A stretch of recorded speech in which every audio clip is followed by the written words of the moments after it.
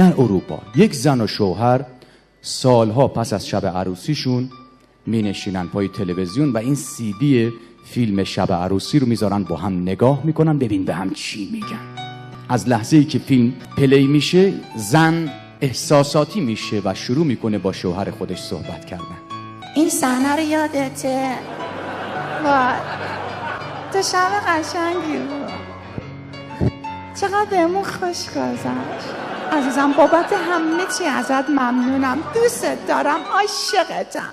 اون وقت در ایران زن و شوهر می نشینن پای فیلم شب عروسیشون و زن شروع میکنه صحبت کردن. نگاه کن عمتو مثل منگولا میرقصه، بیا اینم داداش شلوارش داره از پاش میفته، آبرومونو برد یکی نیست جمعش. این زنی کم که با دخترش و عروسش از اول نشسته داره غیبتمون میکنه، یعنی از خودت و خانوادت متنفرم و عاشق متنفر.